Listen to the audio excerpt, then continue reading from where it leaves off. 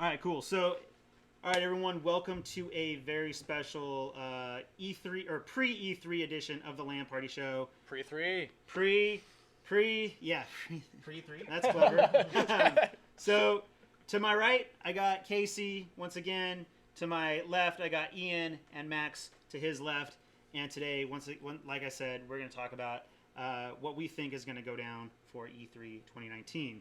So, just to kind of kick it off, we're going to kind of do this quick. So, before anything kind of gets starts on E3, EA Play is going to have their thing on Saturday, June 8th. And for me, it's not really a conference or anything. It's just they're going to be featuring some games, maybe talking about it a little bit. That's what I think is going on. Don't quote me on that. Nothing there really kind of grabbed my eye except for Star Wars Jedi Fallen Order. Okay.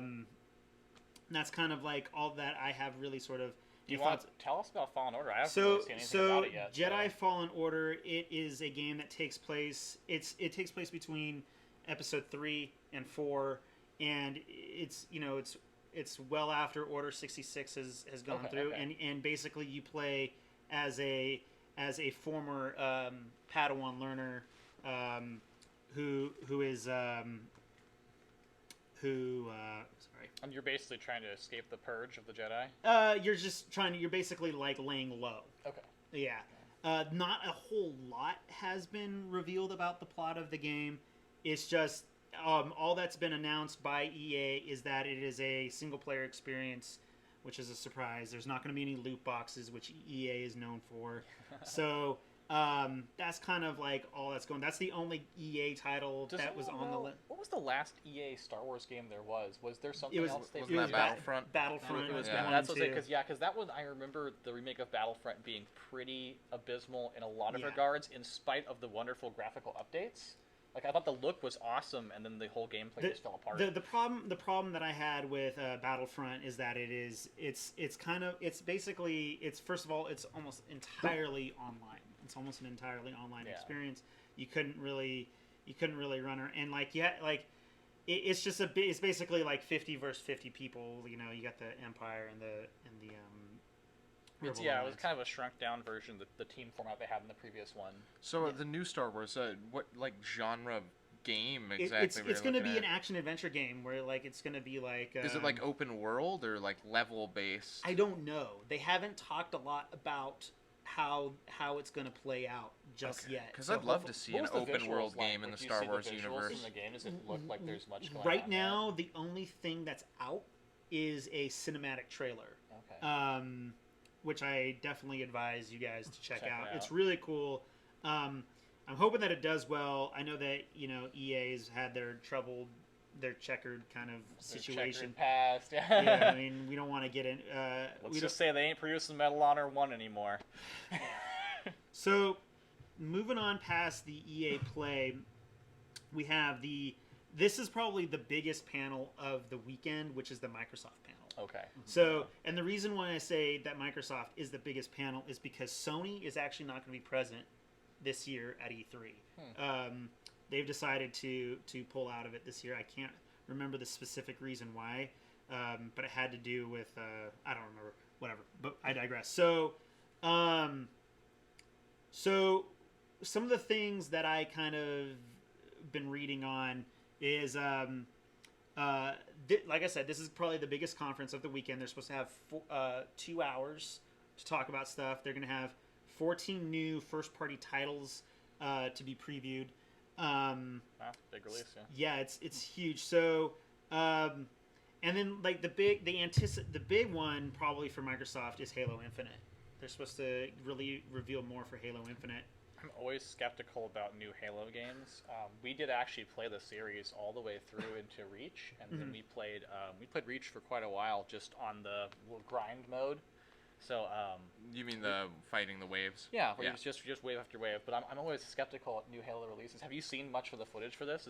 There was only last year they debuted a short cinematic trailer. So there has been no gameplay. So we're footage getting really. the fresh. This is the beginning. Well, the beginning. yeah. I heard for most they of this didn't stuff. they design a new engine for this, and that was like their big thing.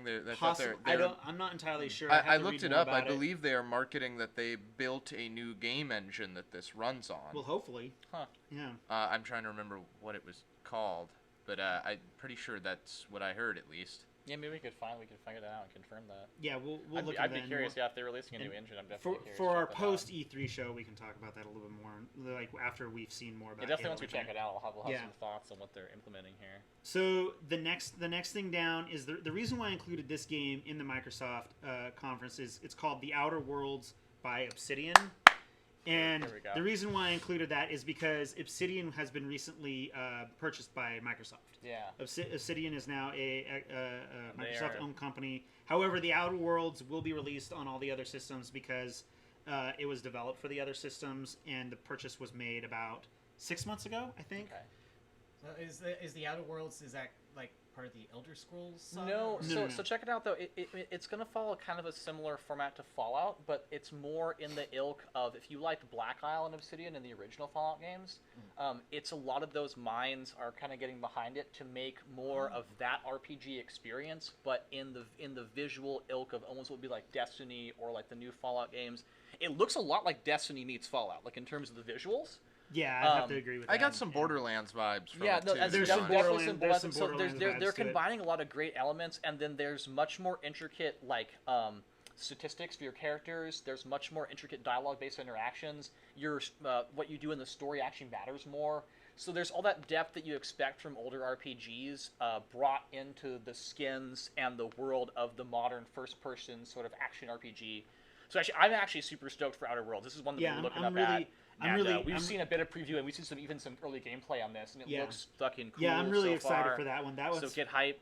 That one is one that I'm definitely looking into. So, and then another big thing is that Microsoft could really take advantage of is possibly previewing the next gen console. Oh, okay.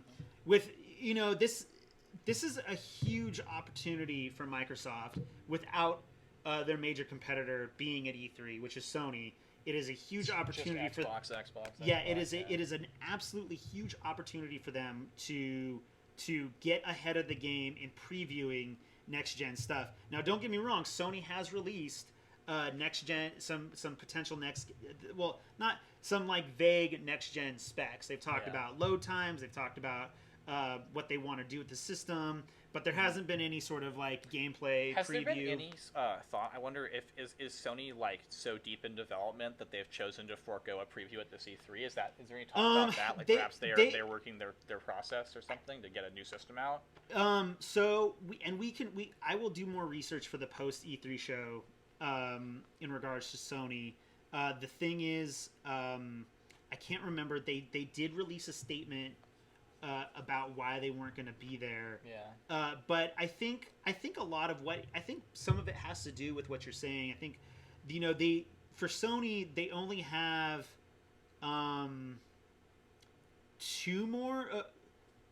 three more outstanding titles that will be released for PlayStation 4, and that is Ghost of Tsushima, Death Stranding, and The Last of Us Part 2. Those are The Last of Us Part 2. The Last of Us Part 2. Those are the only confirmed titles or major first party releases for that system. Those are the last three that I don't know what they're up to. Hopefully we'll find out more in the coming months. They do their own thing called State of Play. Yeah. And hopefully with more of those, but those are usually like 12-15 minute segments. Sony's getting really multi-dimensional with PlayStation. Like, so I was out of the console gaming thing for like a long time, and finally I got a PlayStation. And he's got basically the same one, and it's got everything on there. Basically, Sony's they're getting to the point where you almost won't even need your computer at all. You can just do it all from the PlayStation. Yeah. So I kind of am curious to see what the next generation of PlayStation is. So I know all the console systems are kind of going for that multi-spectrum, singular device that replaces everything feel. But PlayStation is a really balanced version of it, as far as I'm concerned. And so I'm kind of curious, like. Well, PlayStation has definitively won this console generation, the war in this particular Yeah, console definitely. I generation. would say definitely. Yeah, is- I'd agree. I haven't had a chance to play much of the I think the new current Xbox, the Xbox, current but Xbox nonetheless, One, but from what I've seen, PlayStation seems to be the way to go. As an down. Xbox One user, I am honestly not sure. I mean, Do you have the newest version of the Xbox? I don't have the newest Is version. it of the it. One X or whatever So, it's called?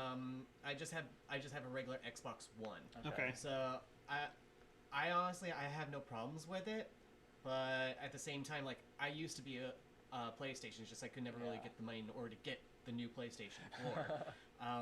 Yeah, I waited till Even though the got 'em- PlayStation got 'em- 4 was got 'em $100 cheap, $100 yeah. cheaper at launch. Yeah, even that, like that just tells you how broke I was. But like the way I kind of looked at it is a lot of the time, a lot with Sony and PlayStation 4, they're losing a lot of their contracts, and their contracts are becoming more open. Like Square Enix, Yeah. they were a major player for Sony, like with Kingdom Hearts and Final Fantasies, and now that's actually getting more spread out. Well, Sony does have their very very quality, owned their own. They own, so it's Sony Interactive Entertainment. So they own like I think 13 studios. Yeah, And Sony's that- a big company. They, So, they so own- they Sony own has a lot. of So they stuff. they own Sony Santa Monica, which is God of War. Mm-hmm. They own Naughty Dog, which is The Last of Us, Uncharted. And The- Watch Dogs? They no Watch Dogs. Watch Dogs is Ubisoft. Yeah, I just Um, remember that. So they are solid. And I get what you're saying. I understand what you're saying.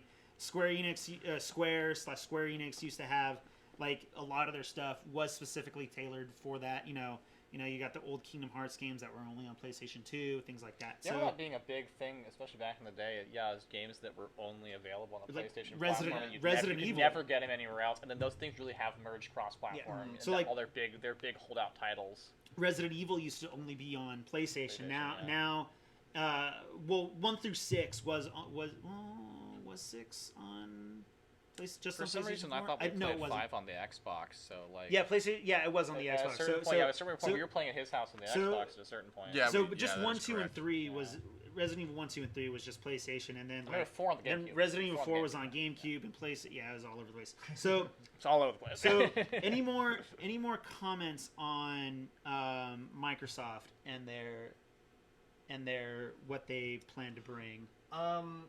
Is From Software that's part of Microsoft? Am I No, correct? From Software is their own. Is their own company, Okay. and they license. Like right now, they will sometimes license their games to one console. Like for example, Bloodborne is a PlayStation exclusive. However, the Dark Souls games That's they're cross-console, cross yeah. console. Okay. So, So you know all the intricacies a lot more than we do on this stuff. and don't worry, Who's producing what? I'm yeah. gonna get you guys. I'm gonna get you guys educated. You're gonna eventually get there. So let's move on to another. So the next one up is Bethesda, which is on Sunday, Okay, and that's here at we go, 5:30 p.m. Bethesda is an interesting one because like EA, Bethesda has come under some fire in the past year. Some serious fire. Some serious yeah, fire. Serious so fire. so Fallout 76. It is well known in the gaming community that it had a very very poorly received. very poorly received, very troubled launch. I have played Fallout 76 and I enjoy Fallout 76, Oh yeah. but it is definitely an acquired taste. Fallout 76 is an acquired taste game. It is not what you get from a Yeah. typical Fallout game. I guess that's part of what I really started attracting me to this whole like what the fuck's wrong with Bethesda train, where I would look at older games that they had produced. Like he used to play a lot of Oblivion. Morrowind, or you're And then, talking and then- Oblivion? yeah, I never even played a lot of Morrowind until more recently. Morrowind but, was before Bethesda. He played a lot of huh? Oblivion, and so I would look at how the characters are built, like how the game plays, and then I going down the line playing some Skyrim, and then watching their things gradually get cut out. It seems like Bethesda was just gradually cutting out various pieces of their games that were important to gamers who were hardcore gamers and actually really liked the mechanics of the games. And then they chopped these pieces out, and then they went with what I would consider to be hazardous replacements. And that's a lot of what Fallout 76 was. It seemed like they would go with, they took out the classic system of world interaction in favor of this new person-to-person system of interaction. Well- They took out the class system statistics of the cards. And I feel like they've really been shooting themselves in the foot with all this weird adventurousness. Here's the thing: they have made it very clear. They have made it clear that Fallout 76 is its own style of Yeah. gameplay. They haven't. They're like they said it last year that that this is not going to affect how you play the next Fallout game or the next Elder Scrolls game or Starfield. I guess that's what I thought was kind of strange about it. But here's the thing here's their reasoning for why it's player interaction is because in the history of the Fallout world, Fallout 76 was the first one to open. Mm-hmm. Yeah. And so there were not very many humans to interact within the world because they were all still in the vault. However, I do feel like that is a weird thing to say because there were humans who survived the nuclear blast. Ghouls, there were intelligent the ghouls. Enclave was still out there. I guess this is where it comes down to that there is a bit of a debate, and I think there's the Brotherhood of evidence Steel to as well. support this, but there's some Certain kind of a parts debate of it. as to whether or not Bethesda is just lazy with these games. Like a lot of people have accused Fallout 76 of being a rushed asset grab. And they're just taking a bunch of stuff they already have. I'm on that boat. I think it was essentially a Fallout 4 mod. Yeah, no, that's what I got Fallout from 4 it. was already so poor minus the modding. Like it took the modding community to make it a real game. It was a skeleton of a real game prior to that, and then the modding community made it a real game. I can't help but agree with him. Where it seems like this is just a way to get some extra cash to push a newer project because companies need to make the bundle, and it's like. I honestly think that was their. I think this is all speculation, okay? I think that and even Todd Howard has gone on record in the past couple of days saying, yeah, we didn't expect Fallout 76 to be very well received. I will say, Todd Howard, man, is not who should be in charge of this company. Like, at least in terms of these decisions, like, as a gamer, as an individual, if you listen to his own particular opinions on games, he's not very deep gamer friendly. He's very surface gamer. If he even plays any of his own titles, he barely touches them. And his comments about what comprises or what should comprise a game, it's usually he's willing to strip out so many things that are important to players who've played a lot of those series a long time. Like we've played Fallout since 1 and 2. That's how Fallout 1 and 2 before we got 3. So Fallout 1, you have to understand though, Fallout 1 and 2 was developed by Obsidian. Yeah. And then for one reason or another, Bethesda gained the rights to those. And then they did change up the gameplay style. And I think you might have an unpopular opinion in that respects because a lot of people have found the open world first person style to be very open world's not the problem. Yeah, Fallout 1 and 2 let me catch this one. Fallout 1 and 2 were open world, more so in a lot of regards, and the world was interactable. You could interact with the world much more it felt more complex. Speech was way more complex. More than that, there's a following. I guess that's what I'm going for. Cut me off again. Sorry. But It's go ahead.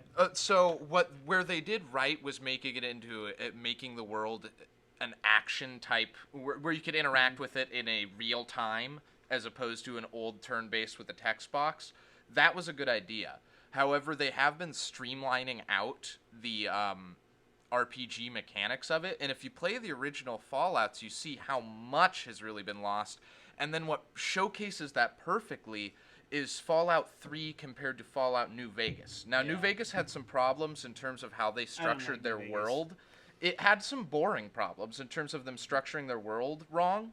Mechanically, it was a superior game to 3, though. And your abilities did a lot more. Speech was pretty much useless in 3. It hardly ever came up, and it only came up in these really arbitrary ways that didn't do a lot for you. Mm-hmm. New Vegas, you could beat the game with speech. You can talk the last boss out of fighting you. Right. And then they added in all these extra things where you'll be talking to people, and because you have guns of 75 in your gun skill, you'll be able to get a unique speech option that you couldn't otherwise. It was just... It showcased this amount of detail that already existed in that universe that was cut out in favor of streamlining it for new players. And I agree that putting it into the engine they put it in and making it a real-time game was good, but there's aspects that I think if they had kept in, it would have just been better. And the problem for me is you're using the name, the franchise. That's what I was going to say is you have a built-in following. So it's like, this is an unpopular opinion outside of the realm of people who like RPGs. Within the realm of RPGs, there's common consent and agreement here. And then that was kind of the problem with Fallout is it's almost like if you're going to ride the nuts of a pre-existing title in the hopes of rallying up that fan base to make sure you make some money, and you want to catch in a lot of other guys too to stack that money up higher, you should make it true to what your product is being called. Like if you go down and you buy Coke and Coke's suddenly been bought by a different company and all of a sudden it's dog piss, you're like, this is clearly not Coca-Cola. But if they went down there and they bought the Coke and they give you cherry Coke, you're like, okay, I can see that you took the original product and you gave me a twist. But they're losing all the original product in all these Bethesda games they keep putting out there, and so what happens consistently is you get this backhanded rejection of the fan base that's been there following the games. So you guys don't like Fallout 4? I like elements of it, but the problem was what they do is it seems like they get the bare minimum of the game that they need to have happen, and then they leave it up to the modding community to make it more of the product that. I'll say this about Fallout 4. Older Fallout players want to get. enjoy the game. I don't think Bethesda knows how to design a skill tree. Actually, clearly Bethesda does not know how to design a skill tree. A lot of core imbalances in their games. It's hard for more hardcore players to get into the game. It's more of a casual play experience, and it's almost like, why take the Fallout title if you're going to make a casual play game? Just simply make a new game, new world, new lore, and then have that be your experience. And that's kind of where the conflict comes in, I think. So let's kind of get back on focus here. So we're talking about E3. That's Yeah. great. Okay, so there's nothing wrong with having these discussions. It's great. It's great. Like so with the Bethesda conference, I suspect that they're going to be like, hey, we've messed up with Fallout 76. It was rough, and we hear you. So we're gonna make it. We're working on it, and we're gonna bring this stuff to you. So I think that they're gonna have some comments about Fallout 76. I think they're gonna talk about some of the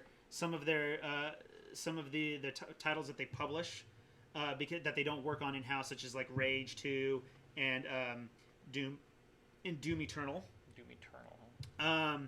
It's possible. However, I don't think that they're gonna really talk about it too much, because one, they're scheduled for next gen, and two, it's a lot of these games are in very early development. I think that they might talk about Starfield a little bit, and they might talk about Elder Scrolls 6 a little bit. I'm curious about Starfield. So there's literally nothing on Starfield. There was a short teaser trailer that was released last year, and they did say that Starfield will come first before Elder Scrolls 6 on next gen. So, do we know if they're putting these on new engines? Because if they try to sell me one more game on that engine, they're updating the engine. The engine's been updated, but for essentially Starfield is the same. It's going to be the same. It's going to be running on the same engine. However, they are making massive improvements to the current engine. Okay. So. See, Starfield, I look forward to, but it's with apprehension. And honestly, to make this, just to tie it back to what we were talking about earlier, the Outer Worlds, this is the argument that we're having. Starfield represents this potentially could be the Bethesda train that we're going. We're kind of stripping out the old RPG elements, versus Outer Worlds is more, they're pandering to more the classic Fallout crew. And we're expecting them to bring in these elements that we want. So that's actually, I'm kind of waiting to see how these two titles pair off. In my mind, these two titles are going to be the titans of genre here. This is the adventure RPG, real-time shooter games, and they're going to look pretty similar, but who's going to have the core content? And so I'm anticipating a lot to be seeing what what Starfield is like. Yeah, Starfield will be interesting. Yeah. So, any more comments on Bethesda? Just my one thing. So my one point that kind of showcases my gripes with Bethesda perfectly. So.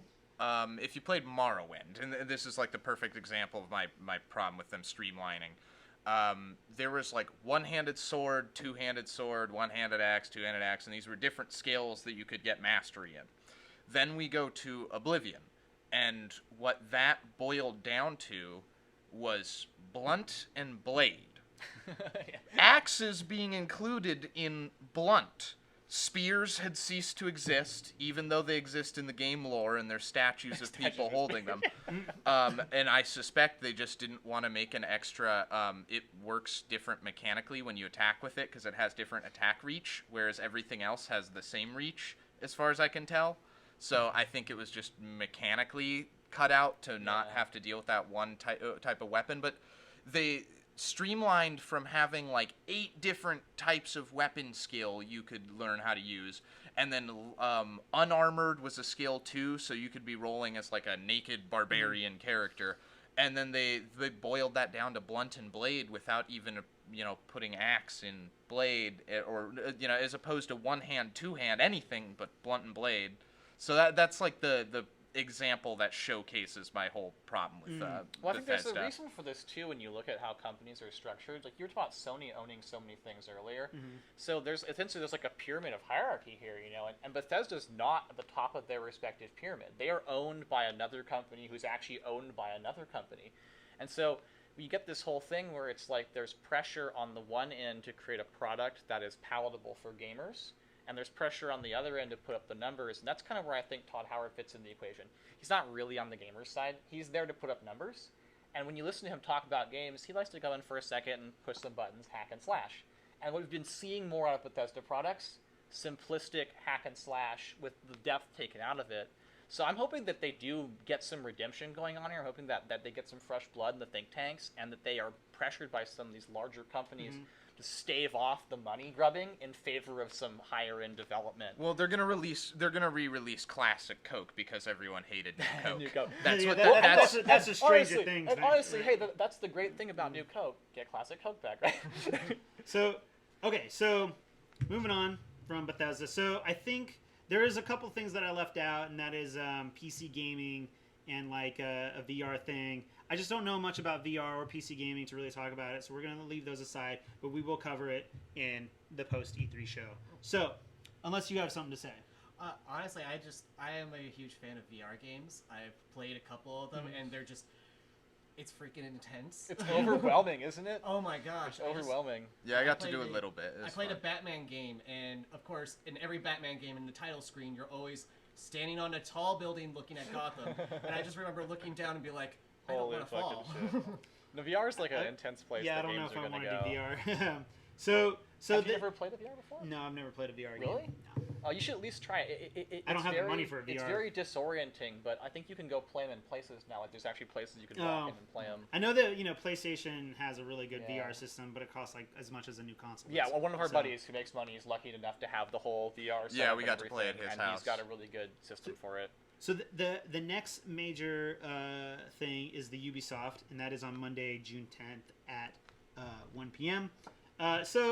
Ubisoft has been they've been killing it over the past several years. They've made a lot of games that are very, very satisfying to the players. Assassin's Creed Odyssey has been very well received. The Division 2 has been very well received. And I think that this is going to be a good year for them.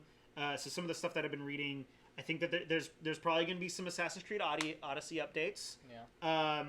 I've played a little bit of that. I've just kind of been following it. I haven't played it much. I don't know if any of you guys have played any Assassin's Creed Odyssey. I've played one of the older ones, but I haven't really actually followed Assassin's Creed much recently. I will say that the franchise does seem to do really well with simplicity. They don't seem to need to change their formula a great deal, so they must have something pretty good going on. They've actually changed their formula up. They did recently. Recently with switched it a bit? Assassin's Creed Origin, they changed their formula up to more of like an RPG. Oh, okay. That's actually cool. And it's actually worked. Yeah. I also did, when I was doing research on it, because I haven't played Assassin's Creed Odyssey either, but I do enjoy the Assassin's Creed games. I heard there was a little bit of fan backlash because there was experience points microtransactions. Well, The creeping of capitalism into gaming. Yeah. So, but like that was basically it. But the thing is, you could buy like a 10% experience boost. Wait, for a single player game? For a single player game. And you can pay it a little faster. It was really weird. Is the amount of EXP you can gain in the game finite by the time you finish the game? I will say this about the leveling up in Assassin's Creed Odyssey, because I have played about 10 hours of it, and that is, if you don't buy the experience boost, which I have, the game is really hard to level up. Oh, so Okay. it's almost kind of like they're tempting you to buy it Well, that's the problem with hard to play. microtransactions. It ruins your in-game economy, and not just in-game economy in terms of like gold points, in terms of fun to grind ratio. but it's actually really hard to grind in that game, because there's only like a certain amount of missions and quests. Yeah, so you So you're need actually the hard boost to pressed get there. Yeah, for you how almost much need the XP boost you to can get get. there. It felt that way. Okay. It felt that way. It's, like, it's a bit of a business funnel. They're kind of funneling yeah. it towards it. But let's not get into like the weirdness of like loot boxes and pay to win kind of stuff. We can talk about that on another day because there are some really interesting laws that might possibly go into effect with that. So, but moving on because Max only has a certain amount of time that he can be here. So I also think that they're skipping a year with Assassin's Creed. They're not releasing a new one this year. They're going to wait till next year. However, I think it would be awesome. However, I don't think it would be it will happen if Ubisoft maybe announced the next Assassin's Creed and like the location that it's going to be. Surprise everybody. I think that would be super awesome for them to do that. But I also think that they're going to announce a new Splinter Cell. There's been rumors of that there's a new one of those in development. Ghost Recon, the new Ghost Recon. How long has it been since the Splinter Cell game came out? It's been a couple while. Years. It's been at least half a decade. Yes, it's been a good. It's been a while. That could be cool. Honestly, I think that we are desperately in need of a very well done stealth game. Yeah.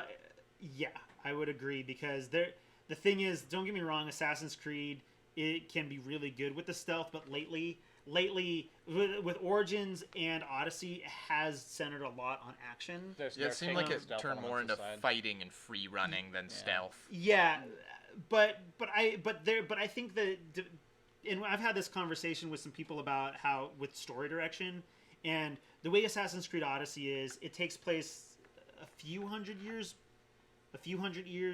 prior to Assassin's Creed Origin during like crazy Greek wars and shit. So like there's not gonna be a lot of sneaking around. It's just gonna be a lot of like fighting other people. It's more of like a fighting game. Assassin's Creed Origin did have some good sneaking around. There was really good sneaking around in Assassin's Creed Origins. I don't know. So and then also Watch Dogs 3 for Ubisoft. But that's kind of it. That's kind of all that I like. I'm not too sure much more to say about Ubisoft. So we'll move on. So the next one is also on Monday, June 10th, is Square Enix conference. So that is also going to be a really good one. I think that's going to be one definitely watch because a lot of people's eyes are on the Final Fantasy VII remake, and there's controversy around there with it being in an episodic format. Yeah, you just told me that, and my hopes are dashed. Yeah, Max, you're the one who's really on the line for Final Fantasy. What the fuck is going on? Not hopeful. It's not episodic. Yeah. So it's not going to work out. Is anything else known much about the game? Like, is there a lot of action RPG? There has not been. I have not seen any gameplay footage for it. I've seen some older gameplay footage. Because they had showcased it previously. They showed some combat. They showed gameplay footage not last year, but the year before. Well, that was a long I time ago. think last year they didn't even bring it up at all. No, was there modifications and switches being was there fan outcry, or has the fans been mostly happy with what they've seen? Well, a lot of people are actually happy with what they've seen. One things we were talking about is instead of it being turn-based, it's live. It's real time. Yeah. Real time. Based, so and that's what we saw in the preview was the base. Yeah, it's more like Kingdom Hearts, like that kind of game. Sorry, go ahead. Oh no, it's okay. Is that thing fucking recording? Did I press record on that? I sure hope I did. You want to check really fast? Yeah, I do. Oh my. We're good. Yeah. Put the glasses back on. We'll cut that. I'll edit that out. So, okay, moving on. You should edit in the Fallout screen where it's like temporarily. I could probably do that. Please stand by. Please stand by. Yeah. Okay, so then I also I think it would be really dope if Square Enix also announced the next main entry in the Final Fantasy series. But I don't think that there's been any kind of any hint at that at all. I think if they're gonna do a Final Fantasy VII again, that's one that I didn't actually play, but everyone I know has played that game, and everyone speaks so narrowly an opinion about it. They really have their work cut out for them. I think a lot of people are actually expecting more of a Final Fantasy 14 updates coming out. However, for Square Enix, the one thing that a lot of people are actually waiting for is they're doing an Avengers game, which is that's right. Oh man, I forgot to put that in my notes. Yes, yeah. Square Enix is doing that's supposed to lead their conference. They're supposed to open with that. Fighting one-on-one Nobody game knows. Or nothing. Nobody knows anything about it. From what they say is it's supposed to be an action adventure that you're able to change I guess, skill trees or power base. They say that you're supposed to be able to get your hero to so that way it fits your own play style. Okay. And it's a single player and a 4-player co-op. Oh, dope. Great. Interesting. So, to round out Square Enix, I do think that they're going to announce the Kingdom Hearts 3 DLC. I really hope it's good. I hope it's good too. I don't want to get into my opinion about Kingdom Hearts 3. All I know is that I had my qualms with it, but I did enjoy the game. Mm-hmm. That's all I'll say. So, does anybody here know much about Nintendo? Not a great deal. So- I've only played the Switch like once. So, Nintendo, I do know this, even though I don't know much about Nintendo, and I'm going to start getting back into Nintendo, is that this is also going to be a big year for them. They're going to announce some good stuff this year, and we will talk more about that in our post show.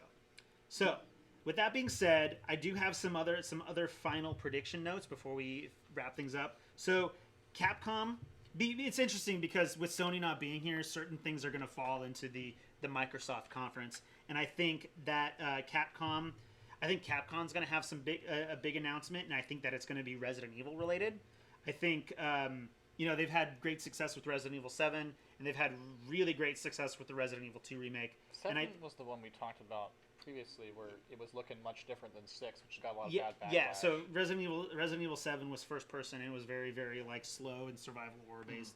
So I think that one of two things will happen in regards to Resident Evil, and I think that is they're either going to announce one or the other, and it's either going to be Resident Evil 8 or Resident Evil 3 remake. A lot of fans have been asking for a Resident Evil 3 remake, and I would love to see a Resident Evil 3 remake, and I hope that that's the one that's announced. I would be surprised. I would rather have the 3 2. remake over They 8 might go right through the away, whole thing. but who knows? But I do think that Capcom is going to announce something really cool with Resident Evil. Well, 'tis the season for remakes. Yeah. I know. I'd But just really, be surprised have if you they did played 2 in a have you row. played the Resident Evil 2 remake? I haven't played it, but I do watch a lot of Let's Plays, so I've definitely been like engrossed in it. That is one that you should definitely check out. It's actually like it's freaking crazy. That game had me shitting my pants the first time that I played it. So, also, I think that there's going to be, I think either during Microsoft's conference or the PC gaming show, there's going to be some new Borderlands 3 footage and gameplay details Yeah, we're excited that will about be checking released. that out. I also think that they're rebooting. They're in a way that they're rebooting the Modern Warfare franchise with Call of Duty. There was actually a really good trailer that was released the other day. You guys should check it out. And it's going to be really, really interesting. And I'm actually really curious to see what they're going to do with this. Oh, we are getting a call. Gotta love it. Okay. So, all right.